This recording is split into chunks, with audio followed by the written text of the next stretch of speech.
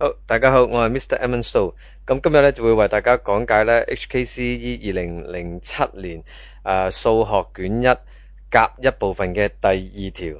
咁麻煩同學仔你咧就立翻份卷啦。如果唔係你唔知我講乜啦，亦都期望同學仔咧你係做過呢一個嘅試題先嚟睇呢個 video 嘅。咁希望大家係從解難嘅角度上高咧去睇呢個 video 啦。希望我同你喺呢度嘅接觸咧，就令到你有啲嘅數學上高嘅增長啦。OK， 呢一條咧就係指數嘅。咁如果你有睇我啲 video，你都知啦。我逢係講指數咧，都會第一時間撈翻嗰啲嘅指數定律俾你睇嘅，得唔得？不過今次咧，我又試下用第二個角度睇下得唔得咯。因為今次咧可以唔識指數定律都做到呢條數嘅。咁我今次試下用呢一個角度睇咯。首先咧，我就想問下啦，份數咧到底有幾多個玩法嘅？咁你睇到我寫咗一個份數叫21/28，得唔得？咁最終咧可以寫成為3/4嘅。咁其實份數，如果我哋講緊單一個份數有幾多個嘅處理方法咧，其實係得兩個嘅。第一個咧就係叫約簡，就好常見嘅，得唔得？就係話將分母同埋分子嘅公因子咧相約，咁就係約簡噶啦。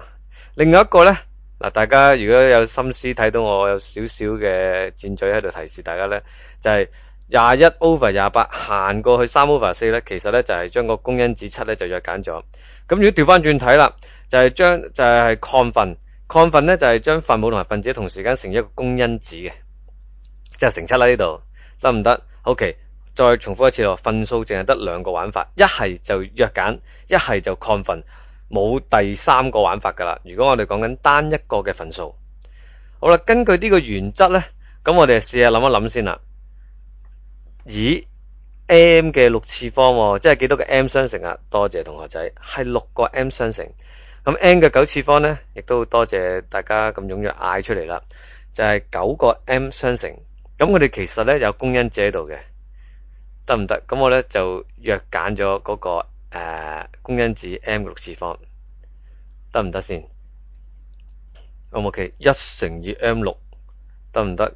乘數先有因子噶嘛，分子你都睇到啦，分母你更加睇到啦，我黃色格都寫埋俾你睇噶啦嘛。Alright， 好啦，跟住之後啦，仲有一個嘅，就係嗰個 n5又點樣 n 嘅負5次方，我又點樣用呢個約簡抗分去玩完佢呢？試下一齊咧就成一個公因子叫 n 嘅5次方。點解 n 嘅負 m 次方乘以 m 嘅5次方，即係呢兩個相乘啊？相乘嘅話咧，其實講緊分子兩個嘅數字，如果用指數形式寫出嚟嘅話，呢兩個數字而家係同底，分別都係 n 噶嘛，得唔得？如果同底相乘嘅話，兩個指數就相加，負5加5得唔得？負5加5咪0咯。0次方咪即係1咯，得唔得？所以會出咗呢一個最後嘅答案嚟嘅。好啦，咁同學呢一條數俾你有啲咩啟示呢？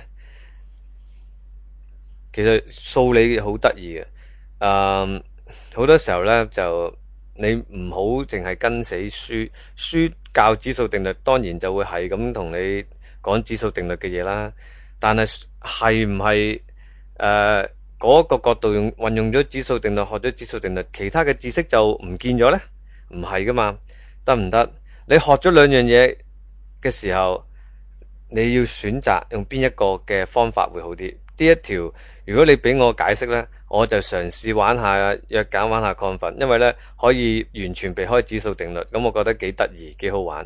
我本人呢就唔係咁中意做重複嘅嘢，雖則你又重複聽到我把聲，重複聽到我講某幾句說話，唔得。有啲嘅知識嘅整理呢，用重複嘅說話係好嘅，因為呢舉一反三。但係如果有啲嘅數學呢，有陣時就咁用一支歌唱到老又係唔掂嘅，因為數學呢亦都主張你係有一個批判性思考，加上呢一個多角度思考嘅，得唔得？